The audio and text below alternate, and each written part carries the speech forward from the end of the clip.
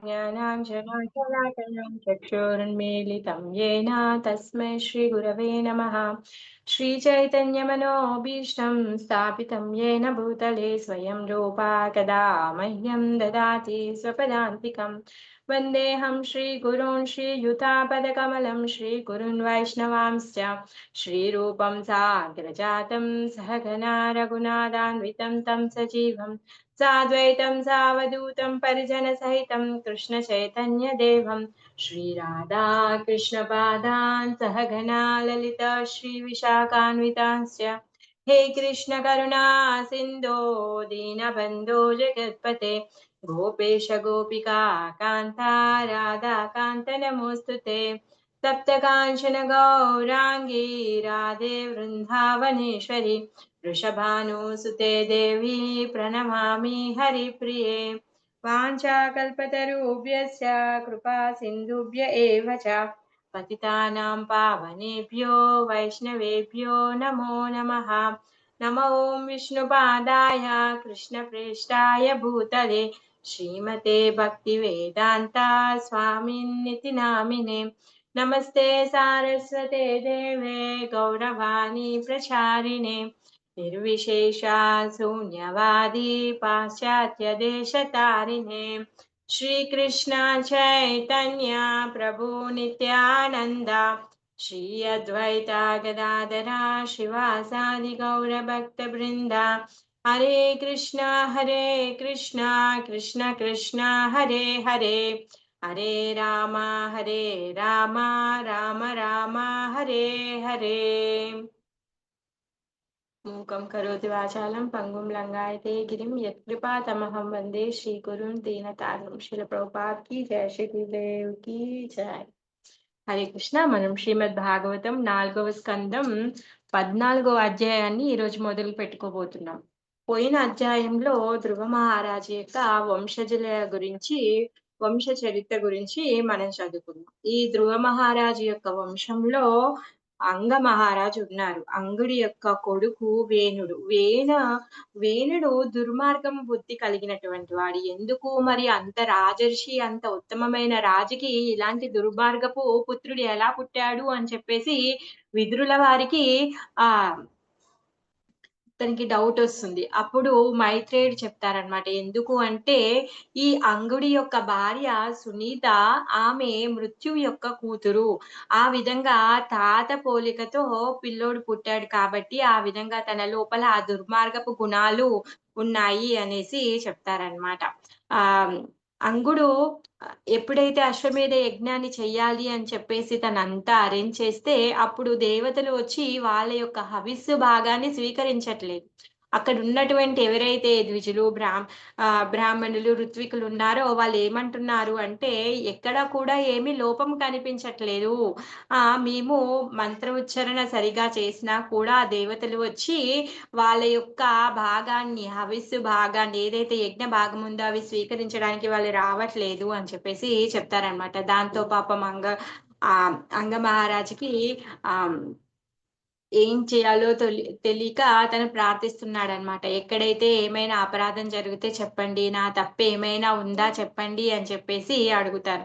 అప్పుడు వాళ్ళు ఏమంటారంటే, మీ తరపు నుంచి మీరు ఏది తప్పు చేయలేదు, ఇంకా మీరు ఈ జన్మలో ఎటువంటి తప్పు చేసింది కూడా లేదు, ఎటువంటి పాపం మీరు చేయలేదు, మీరు భక్తి శ్రద్ధలతో ఇవన్నీ సామాగ్రిలని ఏదైతే యజ్ఞం ఉందో దాని అనుష్ఠానం అన్నీ కూడా మీరు భక్తి శ్రద్ధలతో సమకూర్చారు అనేసి చెప్తున్నారు. అయినా కానీ ఈ దేవతలు ఎందుకు రావట్లేదు, మాకు తోయట్లేదు అనేసి చెప్తారనమాట. తర్వాత అంగుడు ప్రార్థించగా ఆ ఋత్వికులు ఏమంటారంటే, అంటే నువ్వు ఈ జన్మలో కాకుండా పోయిన జన్మలో ఏదో పాపం చేసి ఉంటావు, అందుకే నీకు అర్హత ఉన్నా కానీ నీకు పుత్రుడు పుట్టలేదు ఇప్పటి వరకు. అందుకు గాని నువ్వేం చెయ్యి అంటే పుత్రుణ్ణి కోరుకుంటూ యజ్ఞాన్ని చెయ్యి.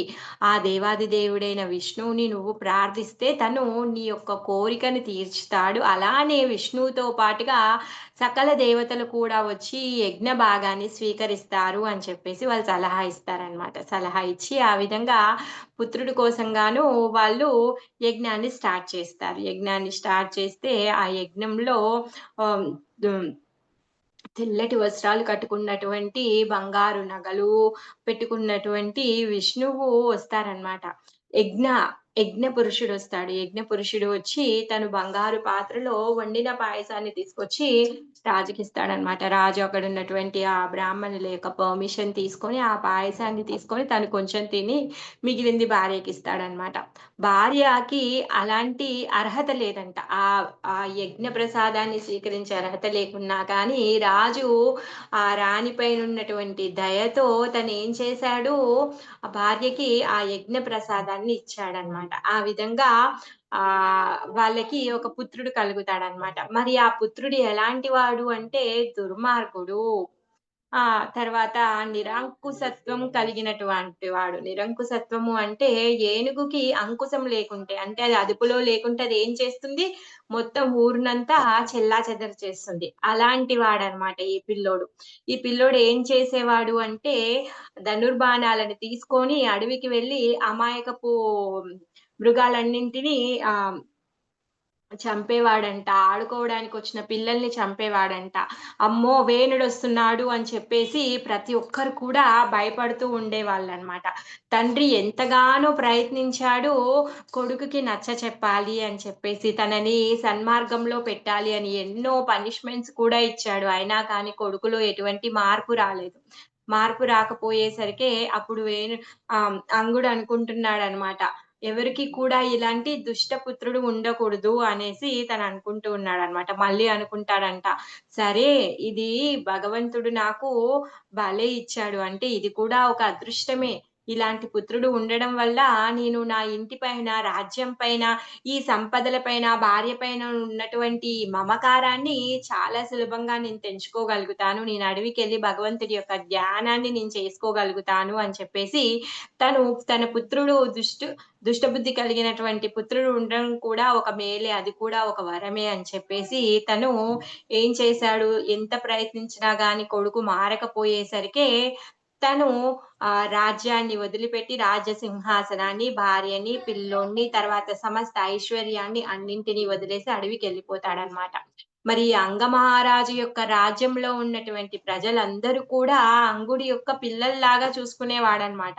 ఎప్పుడైతే ఈ అంగమహారాజు రాజ్యాన్ని వదిలి ఎళ్ళిపోయారో, మొత్తం రాజ్యంలో ఉన్నటువంటి ప్రజలందరూ మంత్రులు, బంధువులు, తర్వాత ఎవరైతే బ్రాహ్మణులున్నారో వీళ్ళందరూ కూడా దుఃఖిస్తున్నారంట. అయ్యో! అలాంటి రాజర్షిని పోగొట్టుకున్నామే. అలాంటి రాజు యొక్క నీడలో ఇన్ని రోజులున్నాం. అలాంటి రాజు లేకపోతే అందరి జీవితం అల్లాకల్లోలమవుతుంది. సో, అందుకని జెప్పేసి అందరూ ఆయన మీద బెంగ పెట్టుకొని ఏడుస్తున్నారు. ప్రతి ఒక్కరు కూడా వాళ్ళకి శక్తానుసారంగా ఆయనని వెతకడానికి వెళ్లారనమాట. అన్ని వైపులా వెళ్లారు.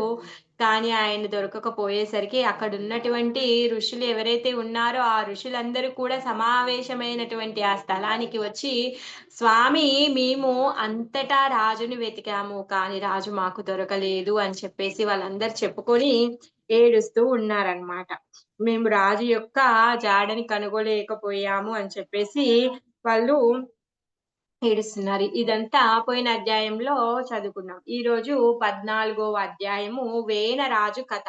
మైత్రేయ ఉవాచ భృగ్వాదయస్తే మునయో లోకానాం క్షేమదర్శినః గోప్తర్యా సతి వై నృణాం పశ్యంతా పశు సామ్యతాం.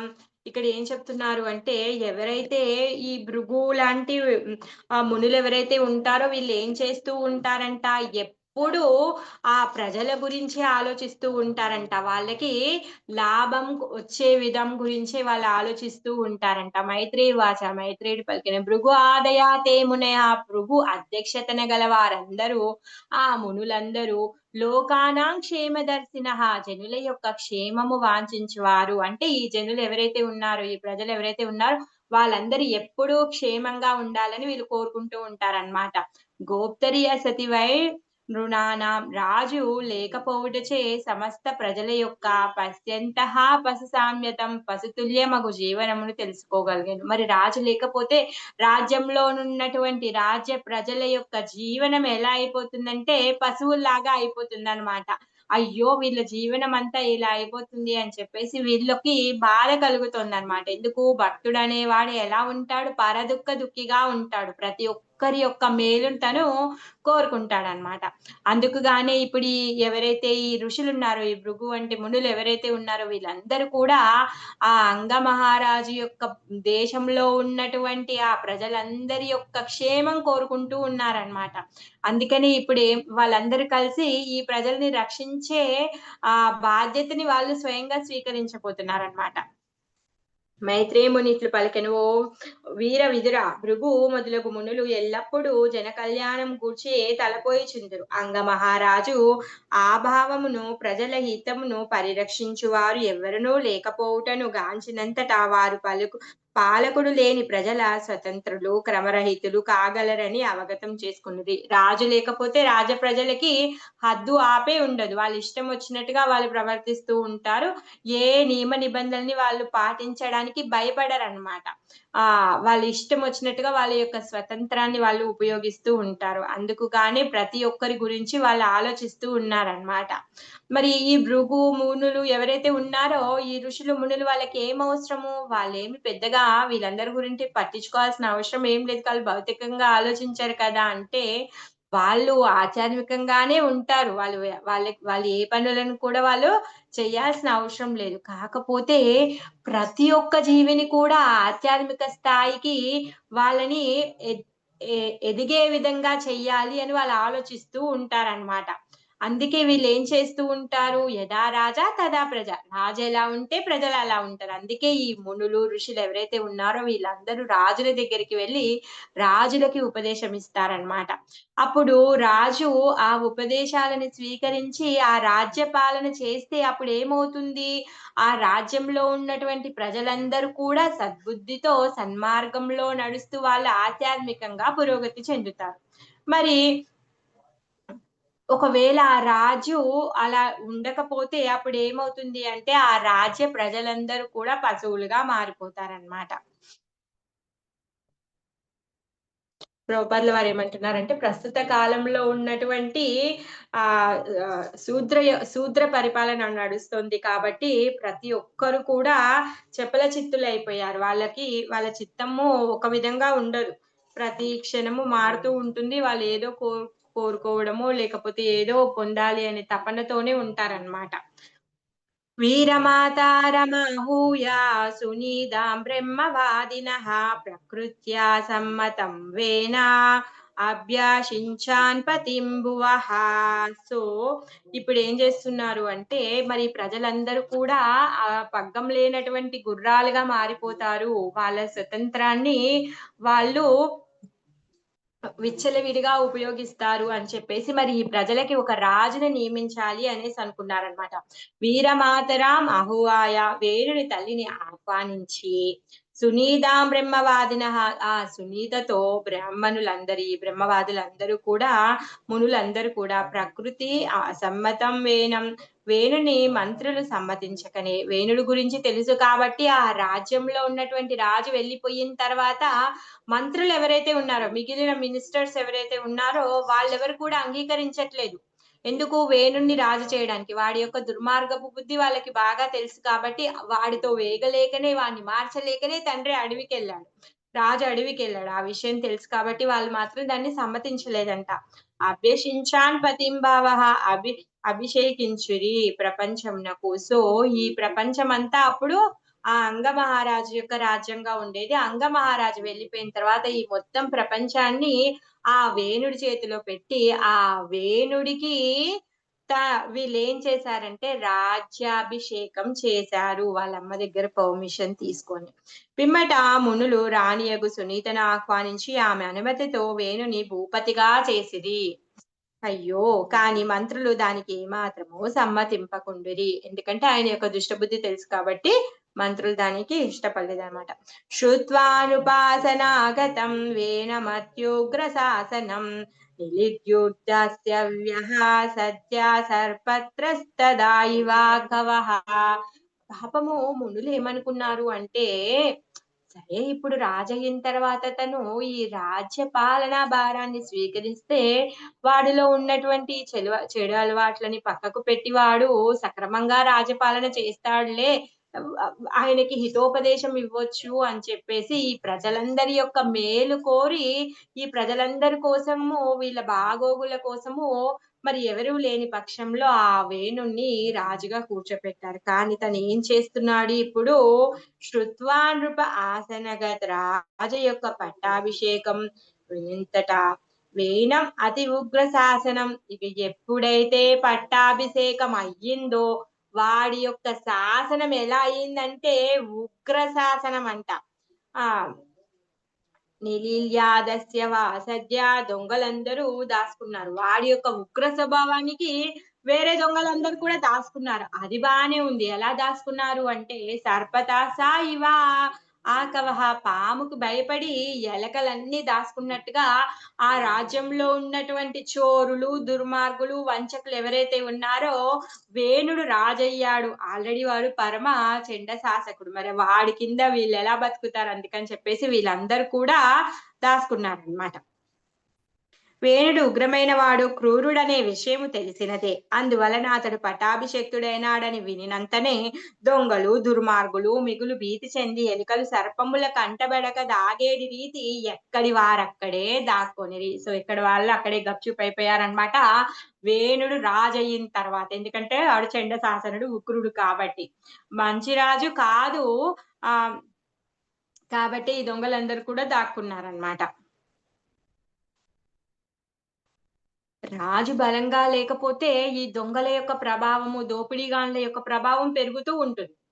అందుకోసంగానే ఈ మునులందరూ ఏం చేశారు మళ్ళీ ఈ దొంగలు, దోపిడీగాండ్లందరూ ఎక్కువైపోతే పాపం దేశంలో ఉన్నటువంటి ప్రజలకు కష్టాలొస్తాయి అని చెప్పేసి గత్యంతరం లేక వేణుడిని రాజుగా చేశారనమాట.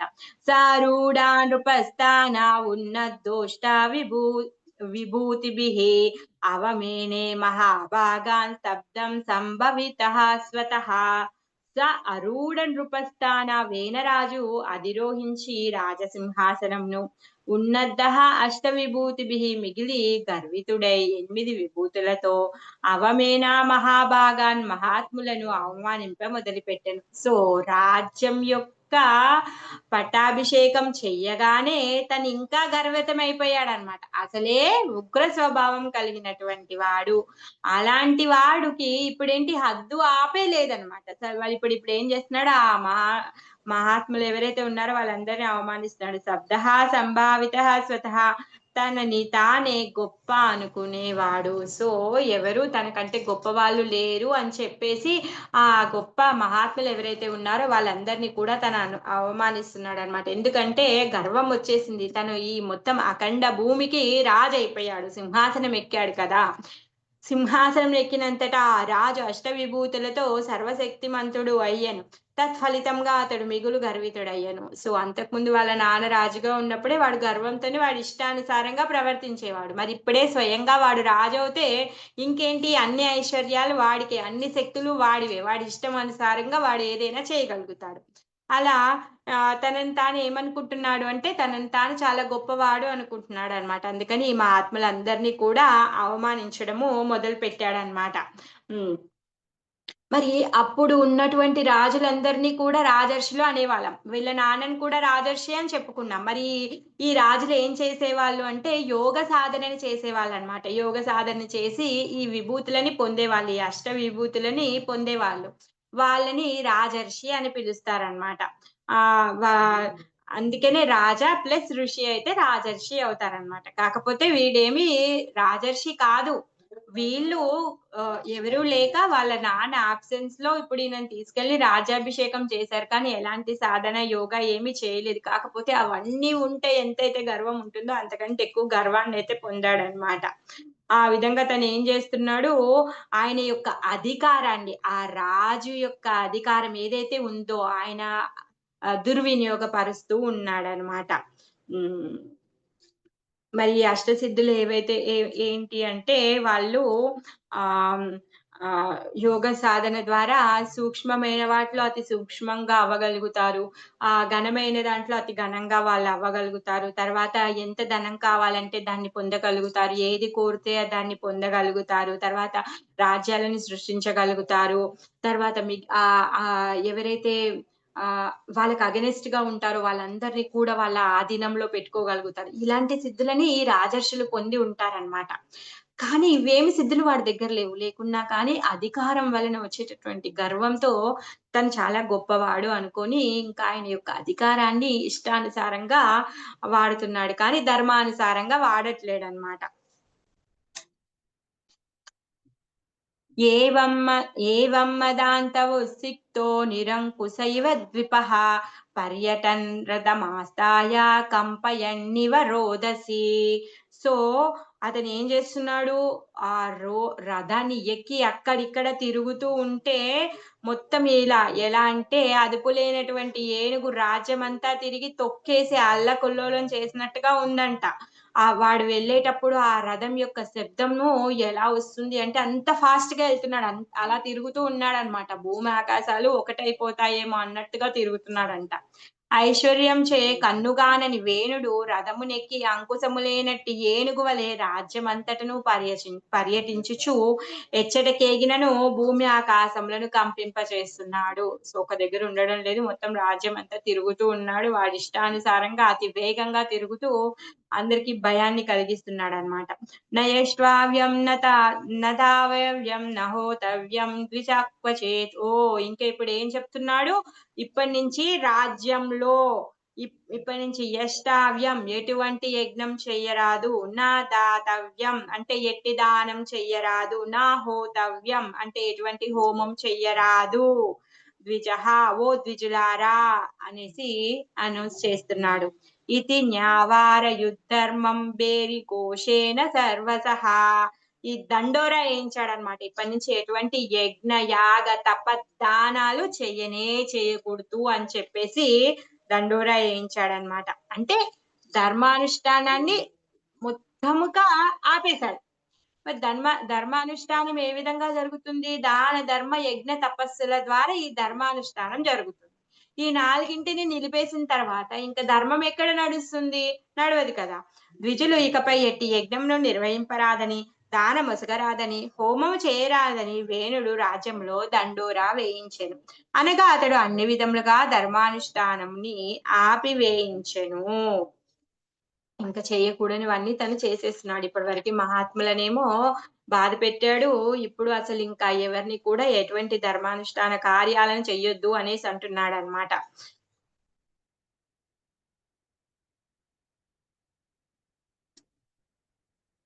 మరి అలా జరగడం వల్ల ఏమవుతుంది అంటే, ఈ పుణ్యాత్ములు ఎవరైతే ఉన్నారో వాళ్ళు ఈ లోకంలో బ్రతికి ఉండడం అసాధ్యమవుతుంది. ఎందుకంటే వాళ్ళేం చేస్తూ ఉంటారు, ఎప్పుడూ ఈ ధర్మానుష్ఠాన కార్యాలను చేస్తూ ప్రతి ఒక్కరి యొక్క లాభాన్ని వాళ్ళు కోరుతూ ఉంటారనమాట. మరి ఇప్పుడున్నటువంటి ప్రభుత్వం ఏదైతే ఉందో, ఇప్పుడు మొత్తం అలానే అయిపోయింది అని చెప్పేసి నాస్తిక ప్రభుత్వం ఉంది అని చెప్పేసి ప్రభుపాదుల వారు అంటున్నారనమాట. మరి అలాంటప్పుడు ఇలాంటి ప్రభుత్వం ఉన్నప్పుడు, ఈ నాస్తిక ప్రభుత్వం ఉన్నప్పుడు మనం ఏం చెయ్యాలి? మనము ఉన్నత స్థానాన్ని పొందాలి అంటే, మన చైతన్యం ఉత్తమంగా ఉండాలి అంటే మనం ఏం చెయ్యాలి అంటే, కృష్ణ చైతన్యాన్ని స్వీకరించాలి. అప్పుడే ఈ దుఃఖమయ పరిస్థితుల్లో నుంచి మనము బయటికి వెళ్ళగలుగుతాము. అప్పుడు భగవద్ధామం వెళ్ళగలుగుతాము అని చెప్తున్నారు. ఇప్పుడు రాజు వచ్చి అలాంటి అనౌన్స్ చేయించాడనుకో, మరి అప్పుడు యజ్ఞ యాగాలు, తపదానాలు అవ్వట్లేదు. అవ్వకపోతే ఏం చేయాలి? మరి ఏ విధంగా భగవంతుడిని కొలవాలి అంటే, హరినామ సంకీర్తనం ద్వారా భగవంతుడిని కొలవచ్చు. మరి ఇప్పుడు మనం ఈ కలియుగంలో మనం ఏది చేయలేము. మన యొక్క రాజులంతా శూద్ర పాలనే. వాళ్ళేమి మనని భగవంతుడి దగ్గరికి తీసుకెళ్ళేటటువంటి నియమ నిబంధనలు మనకేమి వాళ్ళు పెట్టరు. మనకి ఏదైనా గుడి ఉంది అంటే దానికి రాత్రి కూలగొట్టినా కానీ దాన్ని ఎదిరించే ప్రభుత్వం మనకు లేదు. ఆ! ప్రతి ఒక్కరి యొక్క ఆధ్యాత్మిక చింతన గురించి ప్రభుత్వం ఆలోచించదు. ఏమైనా ఇప్పుడున్నటువంటి రాజకీయవేత్తలు ఏమైనా వాళ్ళ యొక్క పొట్టని జేబులో నింపుకోవడం కోసమే చూస్తున్నారు కానీ, ఎవరు ఏ ప్రజల యొక్క బాగోగులను వాళ్ళని చూసుకోవట్లేదు. ఇలాంటి శూద్రపాలలో ఉన్నప్పుడు మరి ప్రతి ఒక్క జీవి సంతోషాన్ని పొందాలి అంటే ఏం చేయాలి అంటే కృష్ణ చైతన్యాన్ని స్వీకరించాలి. భగవంతుడి యొక్క నామ జపం, భగవంతుడి యొక్క నామ సంకీర్తన చెయ్యాలి. అనేసి చెప్తున్నారనమాట ప్రభుపాదుల వారు. ఎప్పుడైతే మనం ఆ విధంగా కృష్ణ చైతన్యాన్ని స్వీకరించి భగవంతుడి యొక్క భక్తి చేస్తామో అప్పుడు మనం నిజమైన ఆనందాన్ని అనుభవిస్తాము. మనం ఇక్కడి నుంచి ఈ భౌతిక ప్రపంచం నుంచి మనం వెళ్ళి ఆ ఆధ్యాత్మిక లోకానికి మనం వెళ్ళగలుగుతాము లేకపోతే చాలా కష్టం. ఎందుకంటే మనకున్నటువంటి పరిస్థితులు, మనకున్నటువంటి రూల్స్ అండ్ రెగ్యులేషన్స్ మనని భగవద్ధామానికి పంపించే విధంగా ఇప్పుడు లేవన్నమాట.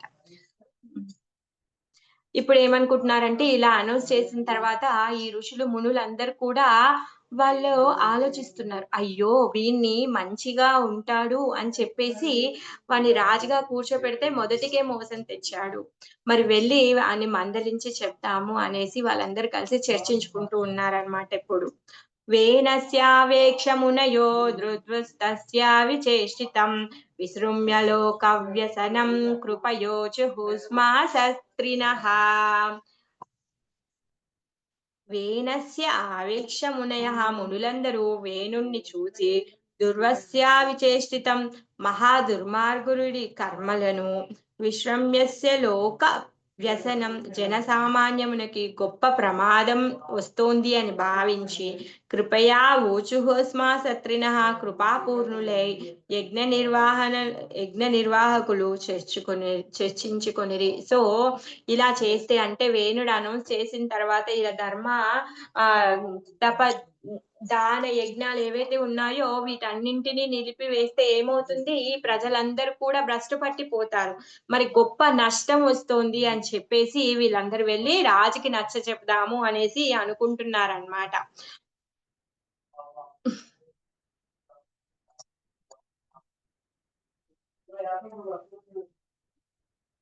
ఇప్పుడు పాపము తండ్రి అడవికెళ్ళిపోయిన తర్వాత ఈ ప్రజల యొక్క పాలన గురించి ఆలోచించి కొడుకుకి పట్టాభిషేకం చేశారు.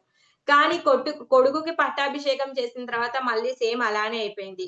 ఎందుకంటే ఈ నిరంకుశ పరిపాలన వలన వాళ్ళు వాడు దుర్మార్గుడు. సో, మిగిలిన వాళ్ళు కూడా వాళ్ళ యొక్క స్వతంత్రాన్ని దుర్వినియోగపరుచుకొని దుర్మార్గులుగా మారిపోతారు. అందుకని చెప్పేసి మళ్ళీ జనులందరి యొక్క బాగోగుల గురించి వీళ్ళు ఆలోచిస్తూ ఉన్నారనమాట. హ్మ్. ఎప్పుడు ఈ మునులు, ఈ ఋషులు వీళ్ళేం చేస్తూ ఉంటారు అంటే, ప్రతి ఒక్క జీవి, ప్రతి ఒక్కరికి కూడా కళ్యాణం జరగాలి అని వాళ్ళు చూస్తూ ఉంటారనమాట.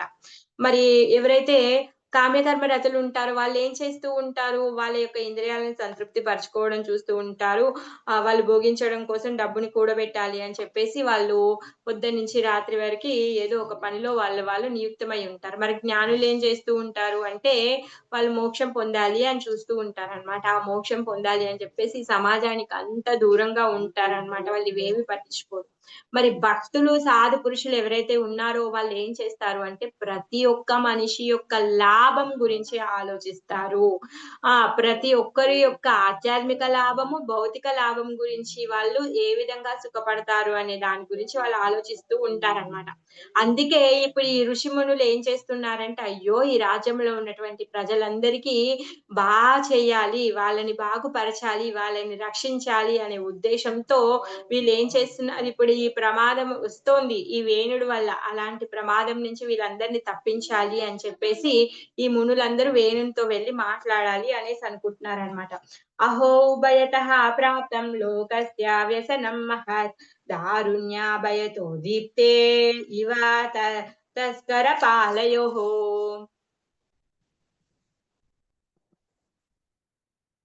మునులందరూ ఏమనుకుంటున్నారంటే ఆహ్, ఇప్పుడు 2 వైపులా కూడా కష్టమే వచ్చేసింది.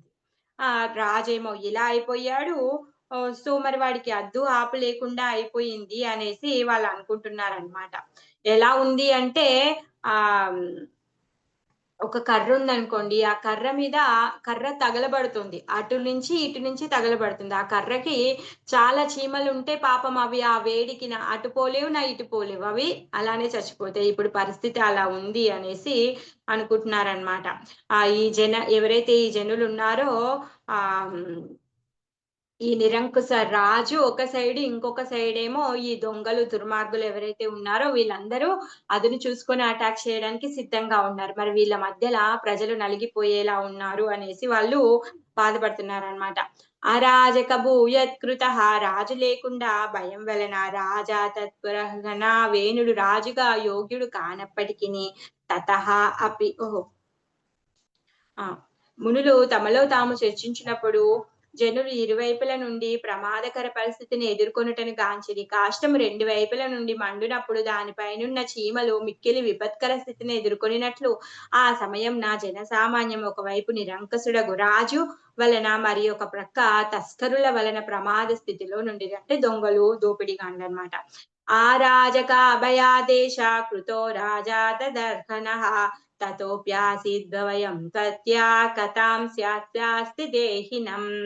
అరాజకాభయాత్కృతః రాజు లేకుండా భయం వలన రాజా తత్ అర్హనః వేణుడు రాజుగా యోగ్యుడు కానప్పటికిని తతః అపి ఆసీద్భయం అతని వలన భయం కలదు. తు అద్య కథాం స్యాత్ స్వస్తి దేహినాం సామాన్య జనులకి సుఖం కలుగదు. రాజ్యమున అక్రమం నుండి తప్పించవలనని మునులు తలపోయసాగిరి. వేణుడు యోగ్యుడు కానప్పటికిని రాజకీయ సంకట పరిస్థితి వలన అతనిని రాజుగా చేయవలసి వచ్చెను. కానీ ఇప్పుడు ప్రజలు ఆ రాజు వలనే కలత చెంది ఉన్నారని భావించిరి. అటువంటి పరిస్థితుల్లో ప్రజలెట్లు సుఖవంతులు కాగలరు?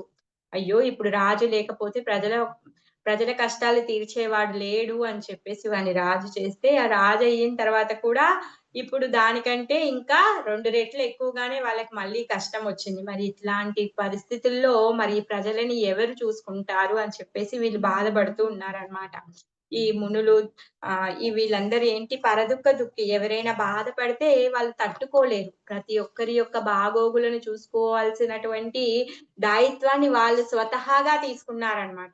వాళ్ళేంటి నాకెందుకు ఇదంతా నేను అడవికెళ్ళి నా జపతపాలు నేను చేసుకుంటా అని అనుకోరు వాళ్ళు. ఎందుకంటే అక్కడున్నటువంటి ఆ మానవులోని ఎలా ఉద్ధరించాలి అనే ఏమంటారు వాళ్ళ యొక్క దాయిత్యాన్ని వీళ్ళు స్వీకరించారనమాట. వాళ్ళ కోసం గాని వీళ్ళు ఎంత కష్టమొచ్చినా గాని దాన్ని స్వీకరించి, ఎదిరించి పాటుపడడానికి సిద్ధంగా ఉన్నారనమాట. ఎందుకంటే సన్యాసాశ్రమంలో ఉన్నవాడు అన్నీ వదిలేసి అడవికెళ్ళి తన జపతపం చెయ్యొచ్చు.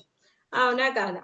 మరి ఇప్పుడు వాళ్ళెందుకు ఇవన్నీ ప్రయత్నిస్తున్నారంటే, ఆ ప్రజలందరి కోసం అన్నమాట. భగవద్గీతలో ఏం చెప్తోంది అంటే, సన్యాసి ఎవరైతే ఉన్నారో, ఆ సన్యాసి యజ్ఞం, దానం, తపస్సు వదిలిపెట్టాల్సిన అవసరం లేదు అనేసి చెప్తున్నారన్నమాట. మరి బ్రహ్మచారులు ఏం చేస్తూ ఉంటారు? యజ్ఞం చేస్తూ ఉంటారు. గృహస్థులు ఏం చేస్తూ ఉంటారు? దానం చేస్తూ ఉంటారు. మరి సన్యాసులు ఇంకా వానప్రస్థులు ఏం చేస్తూ ఉంటారంటే, తపస్సు చేస్తూ ఉంటారన్నమాట. అలా ప్రతి ఒక్కరు కూడా వాళ్ళ యొక్క కార్యాలని వాళ్ళు చేస్తూ, వాళ్ళ యొక్క ఆధ్యాత్మిక పురోగతిని వాళ్ళు పొందుతూ ఉంటారనమాట. గృహస్థుడు ఏం చేయాలి? తను సంపాదించినటువంటి సంపాదనలో దానంగా చేయాలి. అంటే ఈ బ్రహ్మచారులని, తర్వాత సన్యాసులకి వాళ్ళు దాన ధర్మం చేస్తే, వాళ్ళ యొక్క ఆశీర్వాదాలతో వీళ్ళలో ఉన్నటువంటి భక్తి ఇంకా పెరుగుతూ ఉంటుందనమాట. హ్మ్.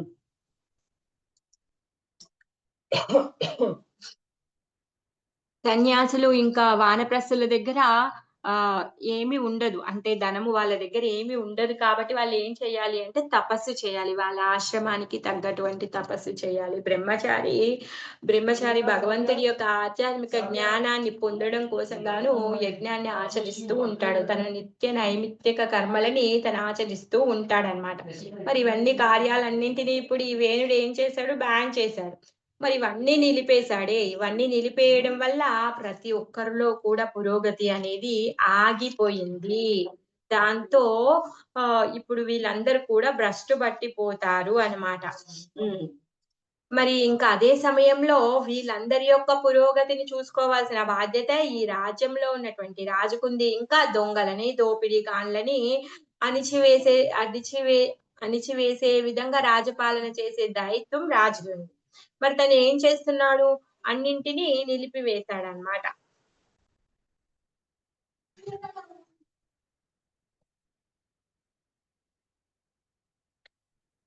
అహేరివాపయాపోషः పోషకస్యాప్యనర్థభృత్ వేనః ప్రకృతైవ్యః కలహ సునీత గర్భ సంభవః.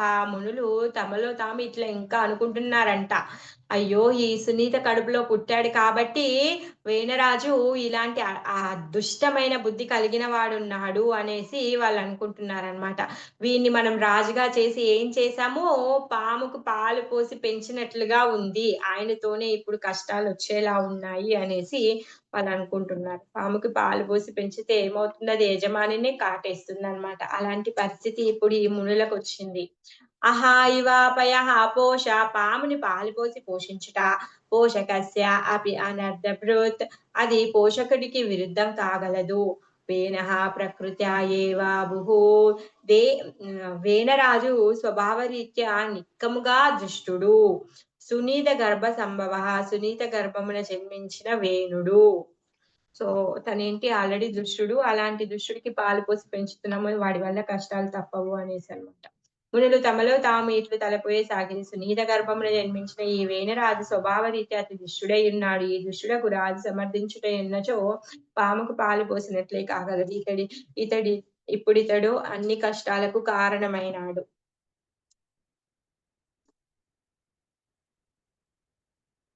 మరి ఈ సాధు పురుషులు ఎవరైతే ఉన్నారో వీళ్ళేం చేస్తూ ఉంటారు? ఈ రాజకీయమైనటువంటి పనులు కానీ, లౌకికమైనటువంటి పనులు కానీ, సాంఘికమైనటువంటి పనులు కానీ వాళ్ళేమి చెయ్యరు. అన్నింటికి వాళ్ళు దూరంగా ఉంటారనమాట. ఆహ్, మరి ఈ దొంగలు, దుర్మార్గులు ఎక్కువైపోయారు అని చెప్పేసి వేనరాజుని వాళ్ళు సమర్థించి రాజ్యాభిషేకం చేశారు. కానీ అలా చేసిన ఆ మునుల యొక్క తపస్సు, ఆ తర్వాత యజ్ఞము, దానము ఇవన్నీ కూడా ఆయనేం చేశాడు నిరూపించేశాడు. ఆహ్, పాముకి పాలు పోసినట్టుంది అనేసి వాళ్ళనుకుంటున్నారు. నిరూపితః ప్రజాపాలः సచిగాంసి వై ప్రజాః తదాపి సత్యాయే మాముం స నాస్తాస్తాత్పాదకం సృషేత్. ఆహ్, అయ్యో! ఈ ప్రజలను రక్షించడానికే మనం ఈ రాజుని చేశామే. ఇప్పుడే అతను ఏమైపోయాడు, ఈ ప్రజలందరికీ శత్రువుగా అయిపోయాడు. అందుకనేసి ఆయనకి నచ్చజెప్పడానికి ప్రయత్నిద్దాము అని చెప్పేసి వీళ్ళందరూ మాట్లాడుకుంటున్నారనమాట. మనమే ఆయనను రాజు చేశాం కాబట్టి, లేకపోతే మనకే ఆ పాపమొస్తుంది అనేసి మునులనుకుంటూ ఉన్నారనమాట. నిరూపితః ప్రజాపాలः రాజుగా అతనిని నియమించితిమి. జిగాంసతి వై ప్రజాః నిక్కంగా జనులు కీడు చేయగలిగినట్టి తదా అపి సాన్వమేయాయుం అతనికి మనము నచ్చజెప్పెదము. అస్మాన్ తత్ పాతకం నా నృసేత్ అతని పాపము తగలదు. ప్రజారక్షణకై వేణుని మనము రాజును చేసితిమి. కానీ అతడు ప్రజలకే శత్రువైనాడు. ఈ పరస్పర విరుద్ధత ఉన్నప్పటికిని వెంటనే మనము అతనికి నచ్చజెప్ప యత్నించెదము. ఆ విధంగా చేయుట వలన అతని పాపం మనకు తగలకుండును. పాపం ఈ ఋషులు, మునులే వాడిని రాజుని చేసినందుకు వాళ్ళు చేసిన కార్యాన్ని గురించి వాళ్ళే బాధపడుతూ ఉన్నారనమాట. పాపం వాళ్ళే రాజుగా చేశారు కాబట్టి, ఇప్పుడు వాడు చేసేటటువంటి ఆ పాపపూరితమైన కర్మలని చూసి, ఆ ప్రజల యొక్క పురోభివృద్ధి ఆగిపోవడాన్ని చూసి, ఆ పాపం మనకే వస్తుంది అనేసి వాళ్ళనుకుంటున్నారనమాట. మరిప్పుడు ఇలానే వదిలేస్తే ఇంకా అతి ఘోరమైన పరిస్థితులు ఏర్పడతాయి. అందుకే ఏదో ఒక విధంగా అతనికి నచ్చచెప్పుదాము అనేసి అంటున్నారనమాట. ఒకవేళ మనం నచ్చచెప్తే తన ప్రవర్తనలో ఏమైనా మార్పొస్తుంది అలా అని చెప్పేసి ఆయన ఆహ్, ఆహ్, వేణుడు తన ప్రవర్తనని మార్చుకోవడం కోసం గాని ఈ ఋషులు, మునులు అందరూ ఒక అవకాశాన్ని తనకిస్తున్నారనమాట.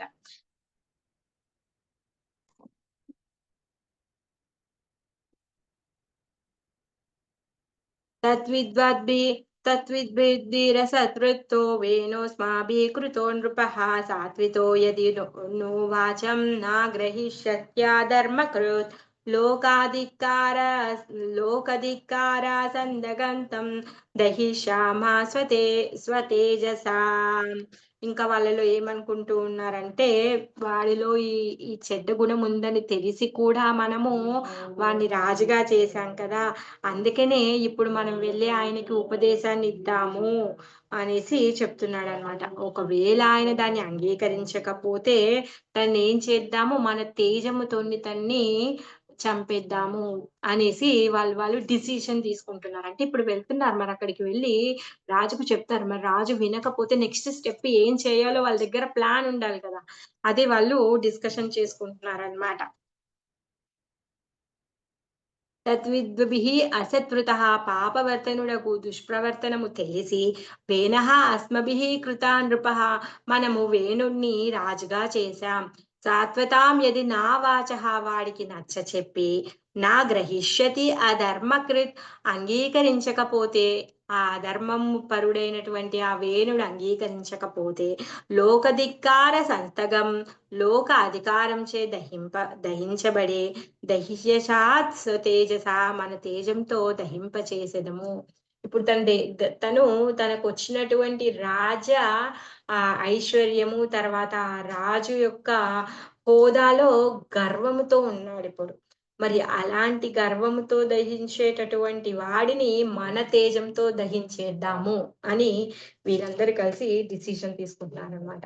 మునులు ఇంకనిట్లు తలచిరి మనము అతని దుష్ప్రవర్తనను పూర్తిగా నెరిగినప్పటికిని రాజాభిషక్తుని చేసితిమి. మన ఉపదేశం అతడు అంగీకరించనిచో లోకధిక్కారమగు గురి కాగలడు.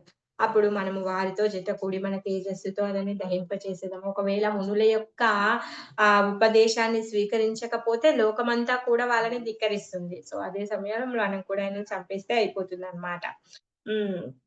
మరి మునులకి ఈ రాజకీయమైన విషయాల పట్ల ఏమైనా ఆసక్తి ఉంటుందా అంటే అసలు ఉండనే ఉండదు. కాకపోతే ఈ రాజ్యంలో ఉన్నటువంటి ప్రజల యొక్క లాభాన్ని కోరి వాళ్ళేం చేస్తున్నారు అంటే ఈ రాజకీయ వ్యవహారాలని వాళ్ళు సరిచెయ్యాలి అని చెప్పేసి వాళ్ళు చర్యలు తీసుకుంటూ ఉంటారనమాట. హ్మ్. అంటే ప్రభుపాదుల వారు ఏమంటున్నారంటే, ఇప్పుడు ఈ కలియుగంలో పూర్వంలాగా ఈ సాధువులు ఎవరైతే ఉన్నారో వాళ్ళెవరు ఇప్పుడు లేరు అనేసి చెప్తున్నారనమాట. హ్మ్. అప్పుడున్నటువంటి మునులు ఎవరైతే ఈ సాధు పురుషులున్నారో వాళ్ళ యొక్క తేజంతో పాపులని వాళ్ళు సంహరించేవాళ్ళు. కానీ ఇప్పుడు లేరు. ఆ రాజే పాపాలు చేస్తాడు. మనం ఏమి చేయలేమనమాట. ఇప్పుడు కలియుగంలో యజ్ఞంలో బలిచ్చిన తర్వాత యజ్ఞ పశువు ఏదైతే ఉందో దాన్ని తిరిగి వీళ్ళు బ్రతికించలేరు అనేసి చెప్తున్నారు. అంటే అలాంటి శక్తి ఇప్పుడున్నటువంటి వాళ్ళకి లేదు. అందుకే కేవలం మనం ఇప్పుడేం చెయ్యాలి అంటే ప్రతి ఒక్కరు హరే కృష్ణ మహామంత్రాన్ని జపం చెయ్యాలి అన్నమాట. అప్పుడు మనము అన్ని లాభాలని పొందగలుగుతాము. లేకపోతే ఈ భౌతిక ప్రపంచంలో ఉన్నటువంటి ఈ కష్ట నష్టాల్లో పడి ఎప్పుడు దుఃఖాన్ని అనుభవిస్తూ ఉంటామనమాట. మనము లాభం పొందాలి, ఆనందం పొందాలి అంటే ఒకటే ఒక్క మార్గం. ఏంటిదంటే నిత్యమైనటువంటి అనంత ఆనందం కలిగినటువంటి ఆ దేవాది దేవుడి యొక్క కీర్తన చేయడము, ఆయన యొక్క శ్రవణం చేయడం వల్ల మాత్రమే వీటన్నింటి నుంచి బయటికి రాగలుగుతాం. ఏవమధ్యావసాయైనం మునయో గూఢమన్యవః ఉపవ్రజ్య బ్రువన్వేనం సత్వాయిత్వా చ సామభిః. సో, ఈ విధంగా వాళ్ళు డిసిజన్ తీసుకొని ఇప్పుడు వేణుడి దగ్గరికి వాళ్ళు వెళ్తూ ఉన్నారనమాట.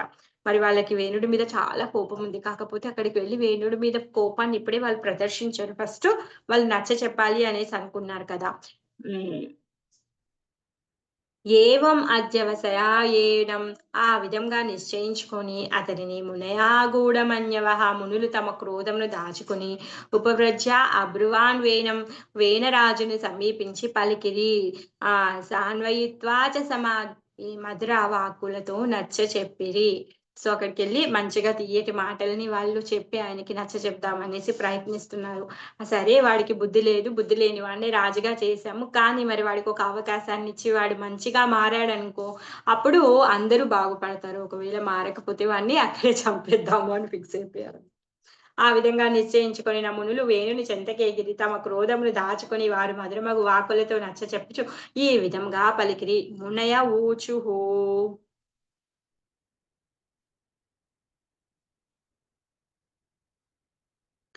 నృపవర్య నృపవర్యాని బోధైత్యాద్యైతే విజ్ఞాపయాభో ఆయుః శ్రీబలకీర్తీనాం తవ తాత వివర్ధనం.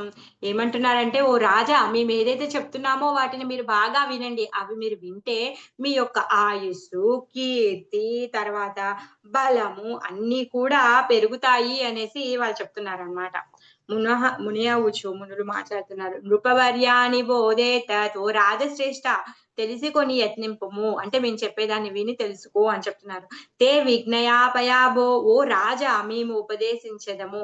ఆయుః శ్రీ బల కీర్తినాం తవ నీ యొక్క ఆయువు, సంపద, బలము, కీర్తి అన్నీ కూడా తాత వివర్ధనం వత్స వృద్ధి చెందగలవు. సో, మేము చెప్పేది ఏదైతే ఉందో అది నువ్వు పాటించడం వల్ల, నువ్వు అర్థం చేసుకొని వినడం వల్ల నీ యొక్క ఆయుష్షు, తర్వాత బలము, తర్వాత కీర్తి, యశస్సు అన్నీ కూడా పెరుగుతాయి అనేసి అంటున్నారనమాట.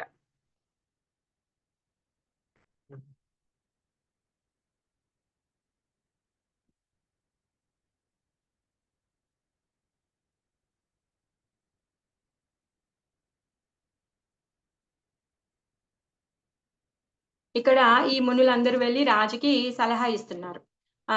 మరి ఎవరైతే ఈ మునుల యొక్క సలహాలను స్వీకరించి ఈ రాజ్యపాలన చేస్తారో, ఈ శాసనాన్ని వాళ్ళు చేపడతారో, అప్పుడు నిజమైన శాసకుడు అవుతాడనమాట. అప్పుడు వాళ్ళు ఈ మునులిచ్చినటువంటి సలహా ప్రకారం రాజ్యపాలన చేయడం వలన రాజ్యంలో ఉన్నటువంటి ప్రజలందరూ కూడా సుఖ సంతోషాలతో ప్రగతిని పొందుతారు. వాళ్ళ యొక్క ఆధ్యాత్మిక జీవితంలో కానీ, భౌతికమైన జీవితంలో కానీ వాళ్ళ యొక్క అభివృద్ధి పొందుతారు. అందుకనే మన పరంపరలో పరాశర, వ్యాస, నారద, దేవల, అసిత ఈ పెద్ద పెద్ద మహామునులు ఎవరైతే ఉన్నారో వాళ్ళెప్పుడూ రాజులని ఉపదేశిస్తూ ఉండేవాళ్ళు. ఆ విధంగా రాజులు వాళ్ళ యొక్క ఉపదేశాలను స్వీకరించి వాళ్ళ యొక్క పాలనా కార్యక్రమాలు చేస్తూ ఉండేవాళ్ళనమాట. హ్మ్. అందుకని ఇంకా ప్రభుపాదుల వారు ఏమంటున్నారు అంటే, అప్పుడు ఆ విధంగా రాజపాలనలో ఉన్నటువంటి ప్రజలందరూ చాలా సుఖంగా ఉండేవాళ్ళు. కాకపోతే ఇప్పుడు మన కలియుగంలో అలాంటి సిస్టమే లేదు. సో, అందుకే ఎవరు కూడా సంతోషంగా లేరు. ఇక్కడున్నటువంటి రాజ్యపాలనలో ప్రభుత్వం ద్వారంగా ఎవరు సుఖంగా లేరు, సంతోషంగా లేరు. ఎవరి యొక్క ఆయుష్షు కూడా పెరిగేటట్టుగా ఏమీ లేదు. ఆ విధంగా ఏమవుతుంది అంటే, వీళ్ళ యొక్క దేహ బలము కూడా తగ్గిపోతోంది. ఆధ్యాత్మిక బలం కూడా తగ్గిపోతుంది. చూస్తున్నాం మనము మన తాతలు ఎంతైతే బలంగా ఉన్నారో వాళ్ళంత బలంగా తండ్రులు లేరు. తండ్రులంత బలంగా మనం లేము. మనంత బలంగా పిల్లలు లేరు. సో, ఆ విధంగా చూస్తే ఏంటి అంటే శారీరక బలము, ఆధ్యాత్మిక బలము 2 కూడా తగ్గిపోతూ ఉన్నాయన్నమాట. అప్పట్లో నానమ్మలు, అమ్మమ్మలు వాళ్ళందరూ కూడా చాలా ఎక్కువ భగవంతుడి యొక్క భక్తి, భగవంతుడి యొక్క ధ్యానం, భగవంతుడి యొక్క కథలను చెప్పడము, భగవంతుడి యొక్క కీర్తనలు చేయడంలో బాగా నిమగ్నంగా ఉండేవాళ్ళు. వాళ్ళెప్పుడు భగవంతుడి కార్యాల్లో వాళ్ళని వాళ్ళు ఎంగేజ్ చేసుకుంటూ ఉండేవాళ్ళు. రాను రాను ఇప్పుడేమైపోయింది, కనీసం గుడికి వెళ్లి దర్శనం చేసుకోవడానికి కూడా టైం లేకుండా అయిపోయింది. అంటే ఇలాంటి రాజ్య పాలనలో ఉండేటటువంటి ప్రజలందరూ ఎలా అయితారు అంటే, వాళ్ళు అన్ని విధాలుగా క్షీణించిపోతూ ఉన్నారనమాట. మనం ఎన్ని సంవత్సరాల నుంచి ఈ ప్రజాస్వామ్యంలో ఉన్నాం. అందుకే మన లోపల భక్తి కానీ, బలం కానీ, ఏది కానీ పెరగట్లేదు. రోజుకు రోజుకు అది తగ్గిపోతూ ఉందనమాట. హ్మ్. అందుకే ఈ సుఖం కోసము, ఈ సంపదల కోసము ఈ దుర్మార్గులని ఎవరైతే వంచకులున్నారో వాళ్ళని రాజకీయ నాయకుల్లాగా మనం ఎన్నుకోకూడదు. వాళ్ళని అలా ఎన్నుకోవడం వల్ల మనం కూడా ఏమవుతాము అంటే వాళ్ళలాగే మూర్ఖులము, దుర్మార్గులంగా మనం కూడా మారిపోతాం. యథా రాజా తదా ప్రజ. అంతే. తండ్రి తాగుతూ ఉన్నాడనుకోండి, పిల్లవాడు ఏమనుకుంటాడు, తను గూడా పెద్దగయ్యాక తాగాలి అనేసనుకుంటాడు. అదే తండ్రి పొద్దున్న లేచి బాగా మంచిగా భగవంతుడి యొక్క కీర్తన చేశాడు, గుడికి వెళ్ళాడు, అక్కడ సేవ చేశాడనుకోండి, పిల్లోడేమనుకుంటాడు, నేను కూడా మా నాన్నలాగా గొప్ప భక్తుడినవ్వాలి అనేసనుకుంటాడనమాట. అందుకే రాజు ఏ విధంగా ఉంటే రాజ్యంలో ఉన్నటువంటి ప్రజలందరూ ఆ విధంగానే ఉంటారు. మరి ఈ నిరంకుశ పరిపాలనలో ఉన్నటువంటి రాజులు ఎవరైతే ఉన్నారో వీళ్ళ యొక్క పరిపాలనలో ఉన్నటువంటి వాళ్ళందరూ కూడా నిరంకుశంగానే, దుర్మార్గంగానే ఉంటారనమాట. వాళ్ళకి సద్బుద్ధి అనేది కలగదు. అప్పుడు మరి ఇంకెలాంటి ఆనందాన్ని వాళ్ళు పొందగలుగుతారు? పొందలేరు. అందుకే ప్రతి ఒక్క మానవుడి యొక్క కళ్యాణం కోసం, వాళ్ళ యొక్క అభివృద్ధి కోసం ఆలోచించి ఈ మునులు, ఋషులు ఇప్పుడు ఆ వేణుడి దగ్గరికెళ్లి చెప్పడానికి ప్రయత్నిస్తూ ఉన్నారనమాట. సో, ఇంతటితో ఈరోజు మన క్లాస్ మనము ఆపుకుందాం. ఇంకా మంచి మాటలు చెప్తారు. అవి వచ్చే వారం క్లాస్‌లో చెప్పుకుందాము. హరే కృష్ణ. ఈరోజు చెప్పుకున్న దాంట్లో ఎవరికైనా ఏమైనా సందేహాలుంటే అడగండి. శ్రీమద్ భాగవతం కీ జై.